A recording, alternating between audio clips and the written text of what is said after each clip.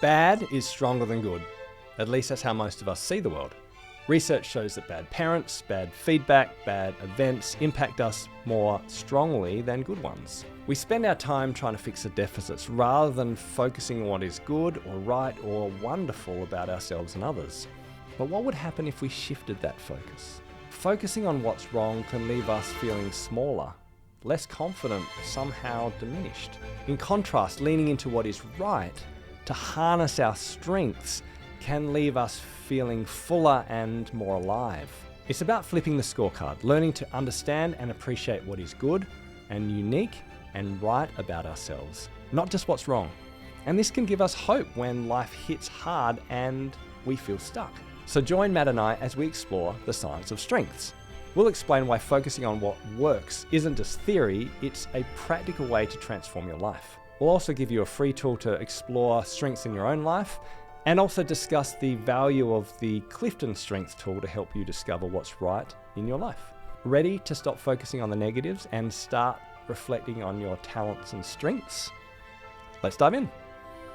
Hi everyone, welcome back to the Spacemakers podcast season 3, where we are exploring how to get unstuck if you feel stuck in an area of your life and you want to make change when change is hard.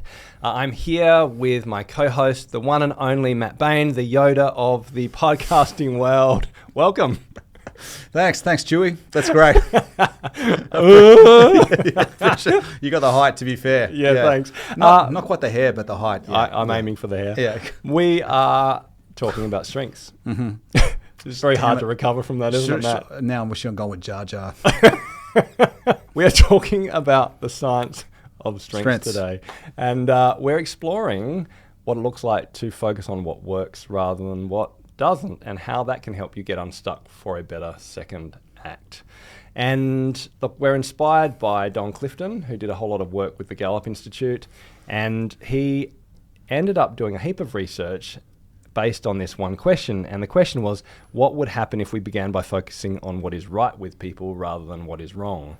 And we're going to talk about some of that research that led to the psychology of strengths, that led to the positive psychology movement. But essentially, it's a good question for individuals to ask. You know, what might happen if you focused on what is working in your life rather than what's not working?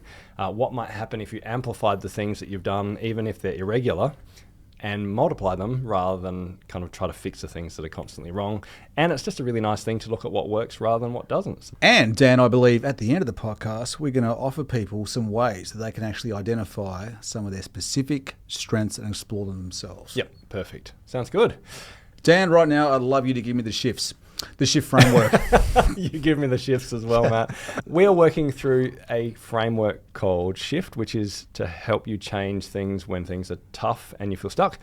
It's an acrostic, so S stands for select a domain, which we've been talking about, to pick an area that you want to change. Yeah. The H is harness your strengths, which we're going to talk about today. Yeah. I is imagine multiple paths, F is forge ahead with action, and T is to travel alongside others. We are going to get there as we progress through this 10-episode season. But before we do, let's talk about why bad is stronger than good and why we find it so hard as humans to actually focus on our strengths. Yeah, this is a really, really fascinating topic. So we're going to be drawing largely on the work of an article that was published all the way back in 2001. I believe it's since been verified like a couple of times. It was first published, I believe, in the Review of General Psychology. And it was basically like I think like a meta study. So it wasn't just one study. It instead like looked at the results of multiple studies that had been kind of undertaken across the same field. And that same field, like the big idea that they were looking at is that if you interpret something psychologically, so if the impression that it makes is bad or negative, then pound for pound, it's going to outweigh anything that you interpret as being positive. Or good. Yeah. So again, pound for pound, if you view it, if your impression is this was a negative or bad event, it's going to make a lot more of a solid impression. It's going to be more felt by you. You're going to spend more time like processing the event. So you're going to be a lot more naturally receptive to, again, things that you interpret as having consequences that are negative or bad compared to the good. And the really kind of, I think, startling thing about and sobering thing about this study is that it said, this is a lot broader than you think. So it's all the way from interpersonal reactions to parental influences, to feedback, to the loss of something. Say, for example, if you lose $50, then that's going to make a much more of an impression than if you suddenly gained $50 out of nowhere. And that's now called loss aversion, I think, in the research. Yeah. So the breadth of this across all of life is really, really profound. It's just about everywhere. And secondly, the other sobering component about it is that there seems to be virtually no exceptions to this. Yeah. So I did read the article a while ago, and it's called "Bad is Stronger Than Good." Right? Yeah. So actually, who was it from? Baumeister and Co. Yeah. Okay. So we'll leave a link in the notes. It's worth a read. Yeah. But bad is stronger than good, and essentially, like you said, that in the human psyche, I think that bad events, bad situations, bad parenting, leaves a stronger impression on us than positive. Again, anything that you deem as having bad consequences. Anything we deem. Okay, so it is subjective in that sense. I mean, I read it a while ago. The impression that I walked away with is, well, there was one particular example that they gave, because they just gave example after example after example. From all these different studies. About how humans see bad as more strong than good, or stronger than good.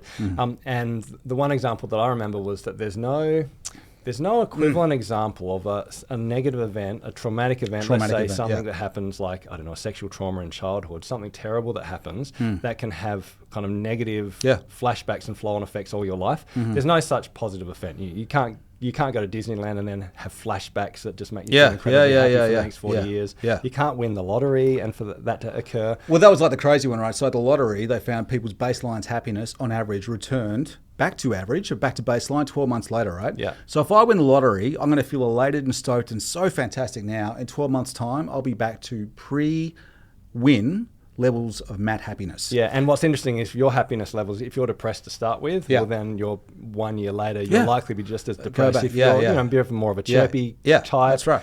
You're still going to return to that baseline, but the positive event doesn't have a long-term significant flow. Whereas if I got paralyzed, like say from the waist down, then the consequences of that, as in like the impression that made and what it did to my baseline level of happiness, there's a good chance that would also return to pre-paralyzed levels, but it would take much, much, much longer than a year.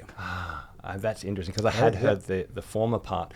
Okay, so again, it's another example that bad events, bad parenting, bad situations, or interpreted, like events that we interpret as having bad consequences, have a stronger impact on us. And I think this is incredibly, incredibly important to recognize and grasp, particularly when it comes to how we feel when we feel stuck and what it might look like to move forward individually and collectively. So how does this research speak into that space of what we need to focus on and how to get unstuck? Yeah, well, like, I mean, one, like, hopefully this is like kind of useful, but because I know this sounds like pretty grim news thus far, but the authors point out that that one way to kind of combat this, for want of a better term, is just by sheer volume.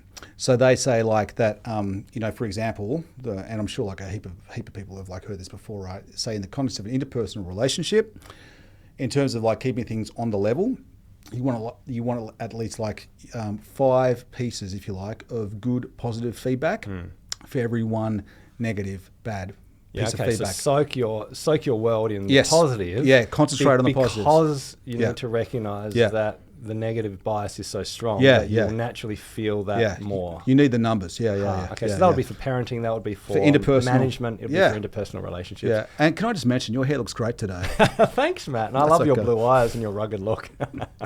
But no, that's a good point. It's a really good point. And the other point I think is, you know, practices like thankfulness and gratitude, I think, well, at least for me, because I would say I'm naturally a half glass empty person by I don't know, characteristics or by temperament.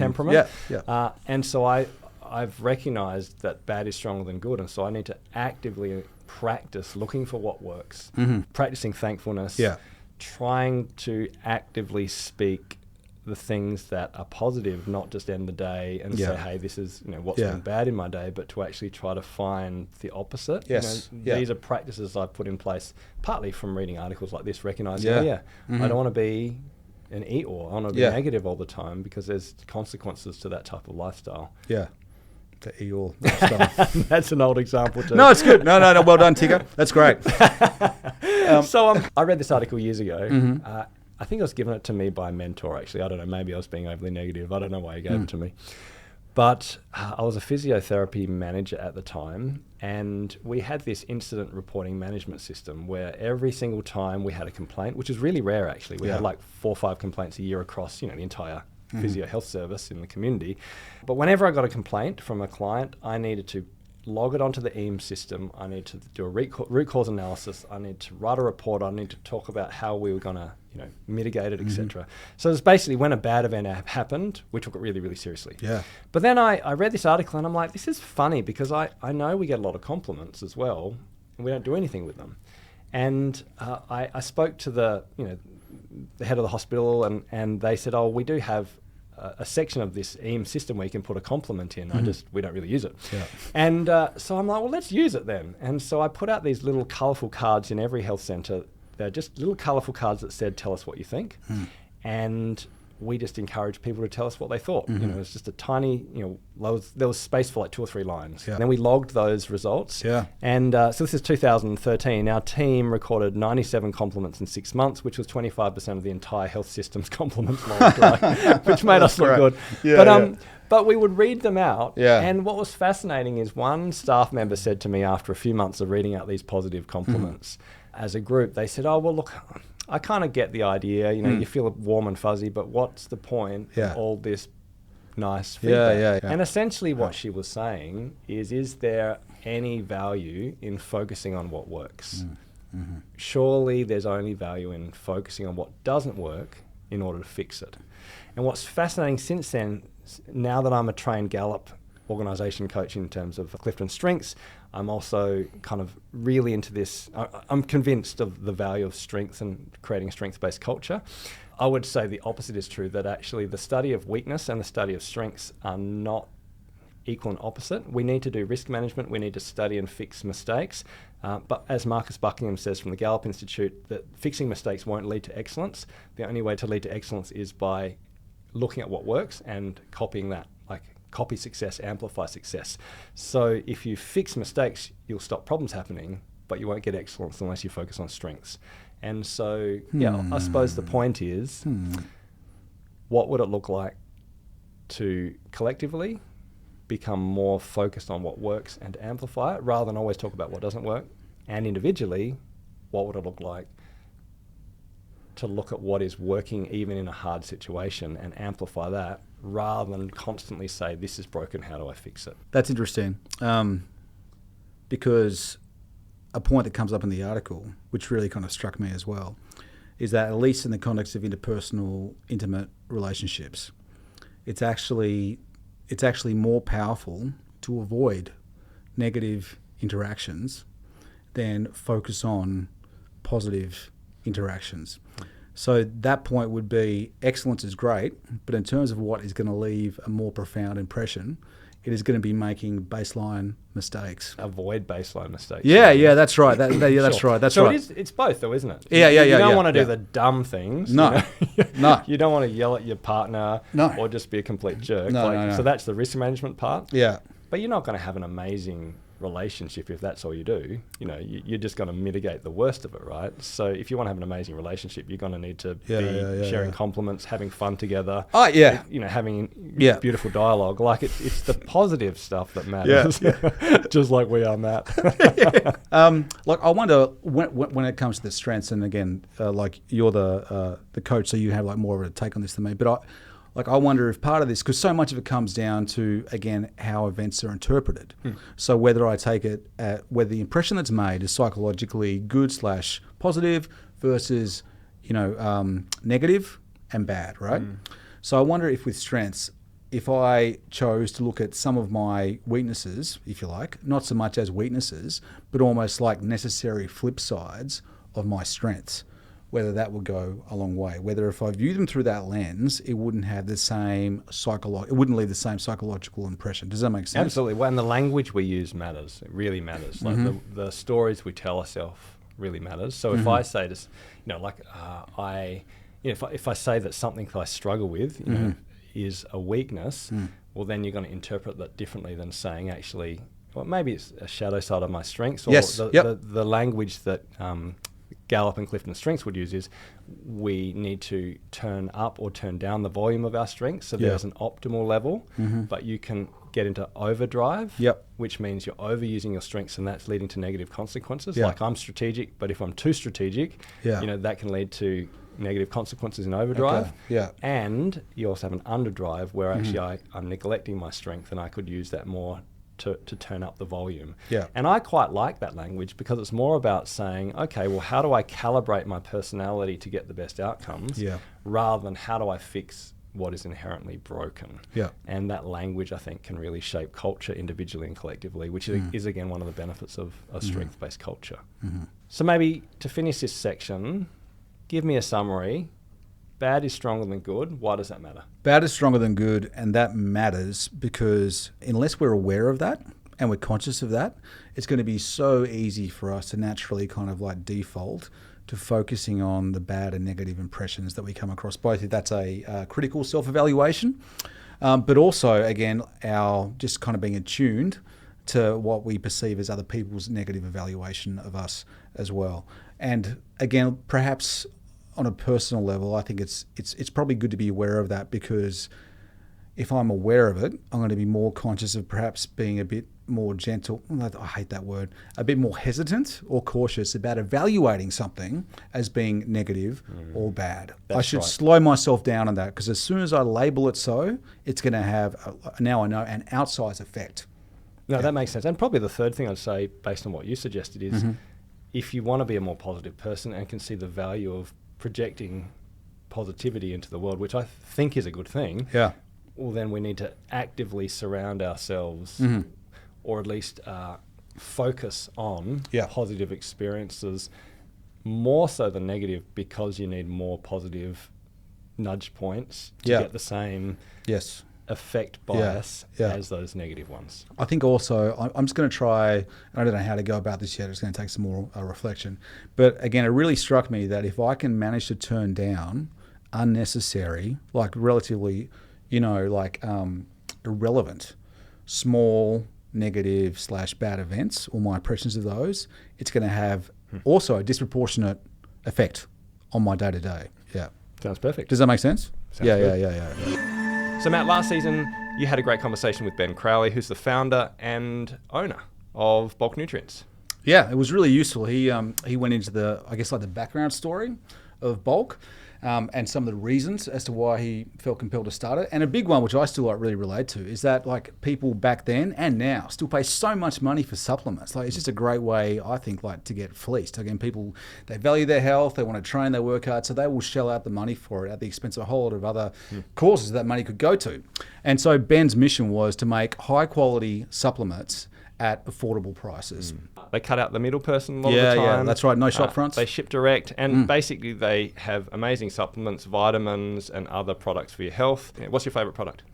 For me, it's the standard. I was going to say vanilla, but there actually is a flavour called vanilla. so the WPC, whey protein concentrate. Okay, that's good. Excellent. Yeah. I can't take whey because I can't take dairy products. I like the collagen powder. But seriously, if you're interested in a great quality product at an affordable price, that's all Australian owned and produced in Tassie, where we're from, go to bulknutrients.com.au, put in the coupon code Spacemakers, and if you buy more than $45 worth of products, protein powders, supplements, you can get a 5% discount on an already affordable product. Yeah, it's a great deal. Get those gains. So Matt, we got carried away and we dived into this bad is stronger than good idea, but let's go back and talk about what we did last week. Yes. Yeah, so last episode, we asked people to identify, first of all, go back to that domain /area /capital that they'd picked up via the exercise, hopefully the week before. So one of the 5, identify the one that you most want to improve. So just one. And then last week we asked them on top of that, so once you've got that locked in, then utilize just one. Again, only one of the 3 strategies that we presented last episode. So that was, again, in that domain, either bundle something up, or divest and trade between capitals in order to bolster the most efficient capital that you've identified, or lastly, eliminate something from that particular capital or domain. And we wanted this to be supremely realistic. Yeah. So ideally you'd be habituating it. I mean, or maybe it's like a once-off, like the example you gave of like going through your shoe closet or whatever and eliminating a bunch of stuff that way. But either way, we wanted to be realistic / sustainable. Yeah. So the idea is to have that one area, whether it be finance or relationships or health, or, you know, for you're talking about overcommitment and time. I'm talking about my inner life and spirituality. But whatever that domain is, to have one practical small shift that you can make in response. So where I'm stuck is in the area or the capital of physical, because that involves both health and time. My health's doing okay, I think, at the moment. But as you be aware, as we talked about a couple of episodes ago, I just feel like I'm constantly overcommitted with my time. So I've said yes to a bunch of things, like pretty much almost exclusively, like good things, fun things, worthwhile things, often things involving people and opportunities that I'm all grateful for, right? But I've said like yes to so many of these that I feel I consistently can't deliver on them. So I end up letting people and myself down. We've been friends for a while. I know this is an area where, you know, it kind of ebbs and flows, but... Yeah, well, to be fair, you've suffered. You've suffered, because you have been on the receiving end of me saying, sure, Dan.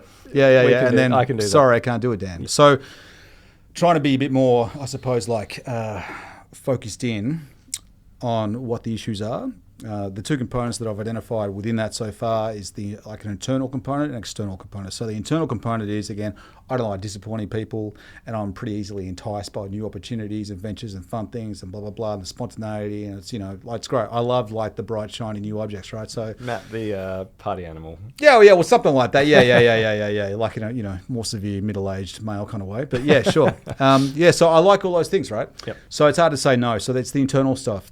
That's there, right? So motivation, having the conviction, that kind of thing that I need to work on. And then the second component is more of a just like nuts and bolts, organizational, just somehow reel in and corral your calendar. Yeah. Use a diary properly. Like again, like actually be realistic about how much white space you've got and how much of that white space this new commitment is going to need before you say yes to it. And I know there have been times where we've had bookings and you didn't know we had bookings because your calendar didn't represent it, so that makes sense. Yeah. That's good. This is therapy for me as well, Matt. All right, so tell me. You getting stuff off your chest?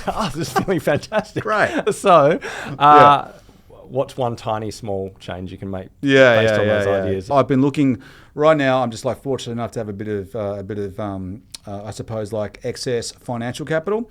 So I'm looking at I've looked at some different apps to try to use to make it easier for me to both keep an eye on my calendar and use it, and for it to more automatically identify when I've got like chunks of time. So I'm not saying this is going to be a silver bullet, and I'm not saying it's going to fix the problem, because it doesn't really deal with the internal components. That's still coming on down the line. But right now I like to divest/trade some of my financial capital and buy this app. That makes a lot of sense. Well, mine's a bit simpler in terms of like what I did. So the domain I'm trying to work on is the inner life. So that wrestle between kind of my faith and spirituality and the way I used to express it, particularly in my 20s, 30s, early 40s, you know, even when I worked in a kind of church context as a pastor. And now, you know, I'm trying to work at what does it look like when some of the things I used to do, like prayer and kind of worship, feel like a job to me. I really wrestled actually to put the framework onto it. And so I think, you know, some frameworks are good and all frameworks are wrong. Yeah. And I think this is one where I was like, well, there's no point forcing it, because I didn't think subtraction was quite what I needed for this particular bit. Okay. It was more I needed to actually do some reflection and make an internal step forward, if that makes sense. So what I did do is I put some time aside to just think about what I needed to do next or what I could take away. Yep. And it was interesting. It was more of a random kind of serendipitous conversation. I've been coaching a number of AFL players in Clifton Strengths to look at kind of how their strengths can shape their on-field and off-field leadership.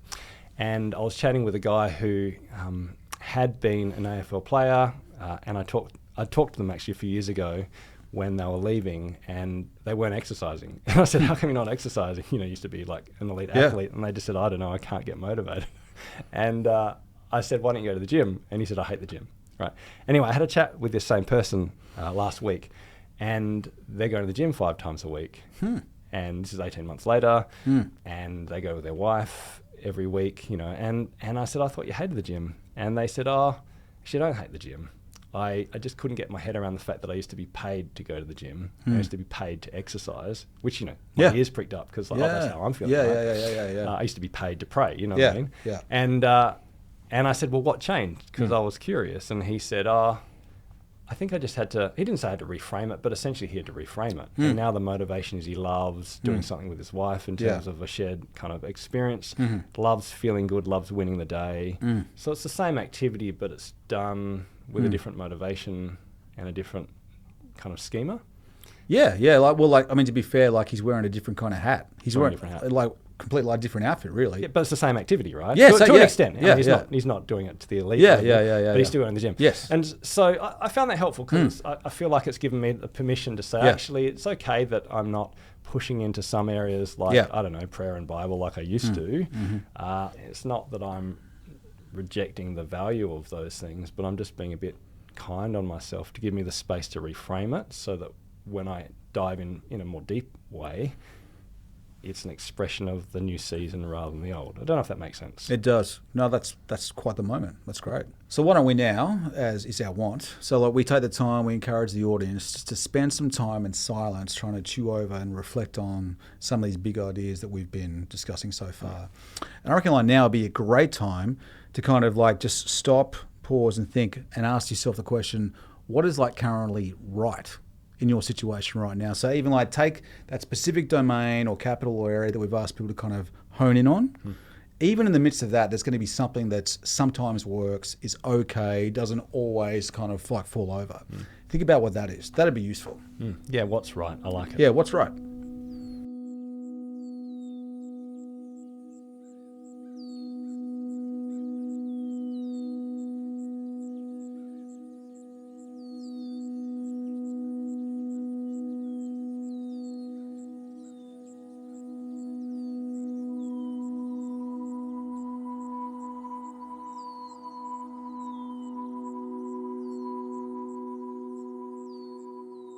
Okay, so Matt, we've been talking about strengths, and I want to talk about the science of strengths. Not the science of subtraction. Not the science of subtraction.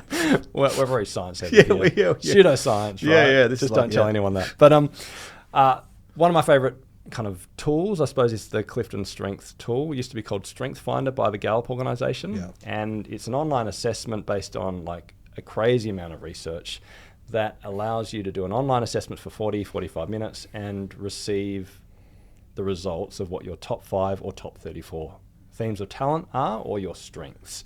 And it's a super helpful tool.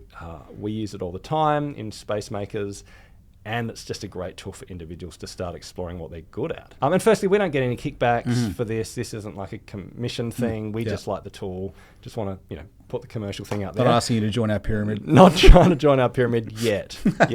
So the tool is based on 50 years of research. It's heaps, okay, from a guy called Don Clifton. He basically was trying to research and study what success is, okay? So Gallup, we're trying to understand what makes people successful in every field of life, whether it be non-profits, corporates, government. They interviewed, 2 million successful individuals over this time from 48 countries. This is massive amounts of data, okay? And what they discovered is that there's no formula for success in the sense that there's no one magic personality type that is successful. You can be successful with very different personality types in very different situations, but the one thing that makes you truly successful is when you know what you're good at, you have a sense of your innate talents or strengths, and you get the opportunity to use them day by day in your role, okay? So once you can align someone's innate way of thinking and acting and behaving and align that with their role, well, then they amplify what they do and they become successful. So, I mean, it's kind of not rocket science, but then Gallup were then saying, well, then how do we help people identify what they're good at so that they can then align their roles with their strengths? And they looked at the data and they created this tool called Clifton Strengths. I like the tool because it's a bit different in the genesis of the tool compared to, let's say, a Myers-Briggs or other kind of personality inventories where there were psychological theories that were researched, which doesn't mean they're not valid, but what I like about this is it was the data and the research that became the tool rather than retrofitting it the other way around. And so it's really robust. 90% of Fortune 500 companies use Clifton Strengths to support the growth of their teams. I've found it so useful with, like, I've worked with, obviously we talked about AFL players, I've worked with non-profits, I've worked with government, I've worked with universities. Like, it's so, in my own team, it's so helpful to know each other and to know each other's strengths and to be able to work from your strengths. When you do the assessment, Gallup will rate your themes of talent, which are kind of like strengths, but you need to practice those to be strengths. But they rate your themes of talent from 1 to 34. So there are 34 kind of examples in the Clifton Strength set. An example might be strategic, or relator, or includer. They all have kind of relatively simple to understand explanations. Yeah. But you rate to 1 to 34, but you also focus on the top 5, which are the signature themes, which are top 5 themes of talent. So bottom line, you find out your top 34 themes and you work out the top 5. And you read the top 5, you read the description, and it can be super helpful. Great. The last bit of theory which is helpful is that it's a very individualized tool. So it won't put you in a box or a quadrant. The chances of someone having the same top 5 themes as you in the same order are 1 in 33 million. See, that still blows me out. That's amazing. I know, it's huge. That is. And when you think about it, I really am a unique snowflake. You are really a snowflake. That's great. Look, there's 26 letters in the alphabet, right? And how much? Yeah, I know. Hang on, more science. Just slow down the science, okay, Dan? Now I'm teaching you something new. And or is that math? how many different combinations of letters and words can you have from that? So it makes sense if there's 34 themes, which are like a language of strengths. It makes sense that the combinations are almost limitless. But also people who focus on their themes on a regular basis, they're 3 times more likely to say they have an excellent quality of life and 6 times more likely to be engaged in their job. So look, the bottom line is if you can focus on what works in yourself, if you can understand what works in your team, if you can recognize how different you are, but also celebrate those differences from a strength perspective, it's just really helpful. So I can see the sense in why, knowing the top 5. I'm curious, is it also useful to know, like, say, your bottom 5 out of the 34? Yeah, well, originally Gallup used to only suggest the top 5. I have an issue with starting with the top 34. Yeah. I like people to start with the top 5 and only see them. Yeah. And then once they've done the exploration of strengths in like a group setting or a coaching session, then we unlock the rest. Yeah. The reason is, as soon as people look at the top 34, if they're unfamiliar with the tool, guess what they look at? Yeah. They look at the top 5, and then they go straight to the bottom 5, and they try to focus on what's wrong and what doesn't work and how to fix it, because bad is stronger than good. Yeah. Right? Yeah. And I'm constantly amazed. So I'll be coaching a group of people. We will have done a discovery session. We would have been talking about like strengths and the research of strengths and why it's important to focus on strengths. And people invariably say, oh, how do I fix my weaknesses? And these are the bottom 5, how do I fix them? Or actually, I know we're talking about strengths, but these top 5, these are the problems with the top 5, and this is how they're ruining my life. They're the weaknesses of my top 5. Yeah. We're so ingrained in weakness methodologies that we really struggle to celebrate, particularly in an Aussie audience. I think focusing on what works and celebrating your strengths is a very un-Australian process. It doesn't sit easy with me. Yeah, no. Whereas like maybe, our American colleagues who I really respect, they're more comfortable with celebrating what they're good at. Yeah. I actually think we, Brits and Aussies, maybe New Zealanders can learn from that. Because actually, to an extent. I've got no time for self-aggrandizing. But Matt, you're awesome. You're just the most amazing person ever. Thanks. That's like 3. I think only 2 more to go. Yeah, right. Yep. And have I said I like the colour of your shirt and what a great watch you have. Seriously, part of me just would have thought, just like knowing almost like what landmines not to walk on. Because you could have this great ideal, I think I'll be fantastic at this job, but then I go, whoa, look out, it actually doesn't accord with your strengths like whatsoever. I mean, but you could go about it the other way and saying, well, if it doesn't match with my top 5, why would I be doing it? That's a way to get around that. It's both, and it's not. It's not excuse finder. You can't say, I don't have a strength of turning up to work sober, so therefore it's not my strength. Like, there's a point where, of course, you have to work on your weaknesses. Yeah. Of course, you have to turn up and do the basics. you just won't thrive in a role if you're always trying to fix what doesn't work. Yeah. You'll only be mediocre. And so eventually, I think when you're 20, and we talked about this in the last season, when you're 20, you need to try lots of stuff. Because you don't even know who you are. And you need to turn up every day. Yeah. And you need to do the shitty jobs.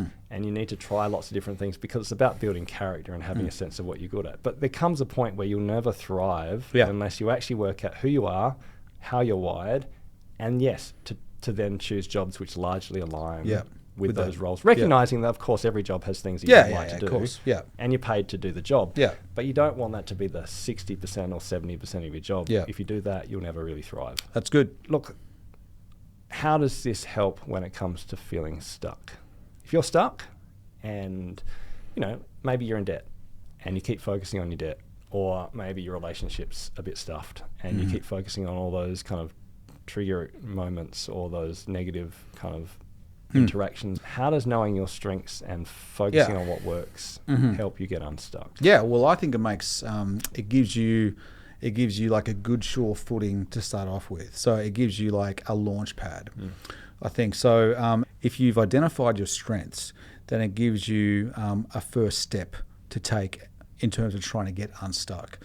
So it's going to render you less paralyzed. That's what I like about it. So in my example, my number one strength, it's input, right? Input, yeah. Input, yeah. Okay, so you like to collect ideas, particularly for you. Yeah. Others it might be collect stuff, but I think for you it's collect ideas. It's collect ideas, yeah. Maybe even relationships. And the aim of inputting is to then have an outworking and output. Yeah. So I thought of that in relation to where I'm stuck in terms of this, commitment stuff, being overcommitted with time. So it was kind of like the light bulb was, okay, well, because it's pretty natural and easy for me to collate and gather information. I'll just start collating and gathering information about time management, and particularly in relation to calendars, and find out, see if there's something out there, a solution that could. So I guess like the point of that is even if I didn't land on the ideal solution, and maybe I haven't, right away I had motivation, I had some traction, had some momentum. So immediately, so I'm still like a long way off, but I feel so much less stuck now.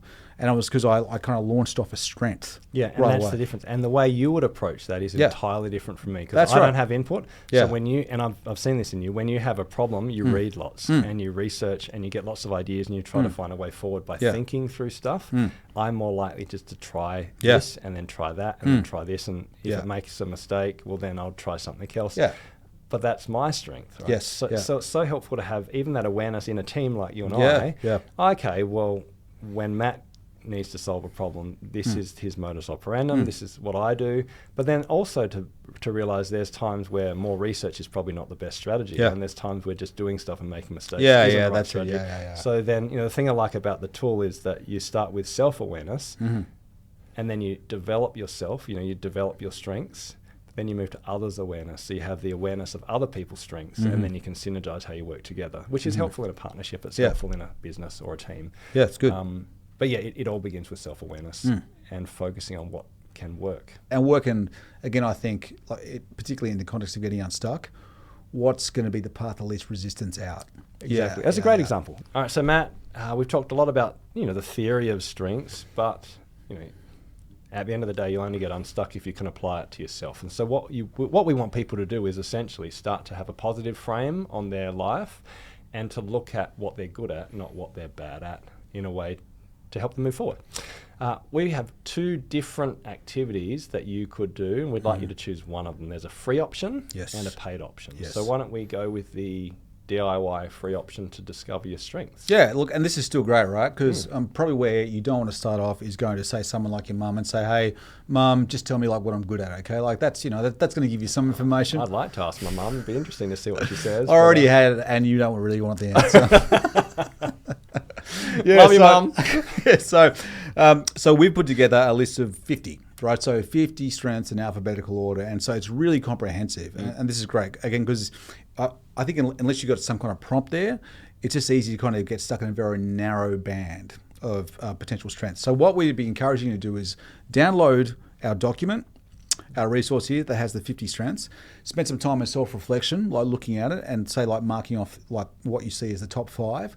Or even better, find someone who you know, who you trust, someone who's got some history with you. So again, like they're not, it's someone who's got a pretty thorough comprehension and understanding, has seen you across different multiple domains doing different things. They're going to have like the best take on what your strengths are. Ask them to do it for you, and to pick a top 5 from that list. And maybe, if you feel comfortable, offer to reciprocate. Yeah, as that well. sounds good. So look, it's a broad list of 50 strengths. Yeah. It'll get you thinking. Yeah. You'll probably resonate with 1 or 2 or 5. You might think of others. So it's a launch pad. Yeah. These aren't the list of Clifton Strength top 34. These are just a generic list of strengths that will help you. Yeah. So you can get it That's at right. spacemakers.au/S3 for season 3. It not only has this list, but it has the 5 capitals exercises and all the activities we're going to have for this entire season. Yeah, that's great. Okay, but then there's the paid option. There's a paid option. Okay, so the paid option is to go do your top 5 Clifton Strengths assessment. There's a link in the show notes, or simply write top 5 Clifton Strengths into Google. You'll find the Gallup website. Again, we don't get commission for this, but what you can do is, I think it's about $40 or $50 Australian. Okay, yeah. So not exorbitant. It's not exorbitant. No, for the top 5. Yeah. You will then sign up to the website. You'll do an online assessment. It takes about 40 to 45 minutes. You need uninterrupted time. And it's a fascinating assessment. It's not like a test where you work out what the answers are by the end of it, because there's kind of this repeat kind of 4-quadrant cycle. Yeah. But anyway, you do the assessment, you'll end up with a report, and Gallup will list your top 34 behind the scenes, but you'll get your top 5 signature themes of talent, the top 5, and you'll get a very clear description of what they are and how they function. Behind the scenes, does that Behind mean? the scenes, do I get access to my bottom 4 as well? My bottom 5? You can pay for your top 34 and get the whole lot, but I would suggest starting with your top 5. Okay. So you focus on what works, not what doesn't work. Sage if you're interested, wisdom. this is a shameless plug, but I love this kind of ability to coach people. If you go to spacemakers.au/strengths, you can just buy a coaching package, which is a 1.5 hour coaching session with one of us, in terms of one of my Clifton Strengths team members in Spacemakers, and you get the top 5 included as part of that package. It's a great way to explore it in depth if you think that'll be useful. So that's spacemakers.au/strengths. So to summarize, what we'd like you to do this week is one of the 2 options. So option 1, just download our free resource of the 50 strengths, and undertake that with a friend, again, someone who knows you well. So if nothing else, do that. But option 2, if you're so inclined, why not, again, $40 to $50, Google Gallup Clifton Strength Finder tool and undertake that assessment. Do that for a more kind of thorough, comprehensive take on what your top 5 strengths are. I reckon that's fantastic. Yeah, and it'll be super helpful. I know people will find it useful. So Matt, next week we are halfway through season 3. Yeah. It's 10 episodes.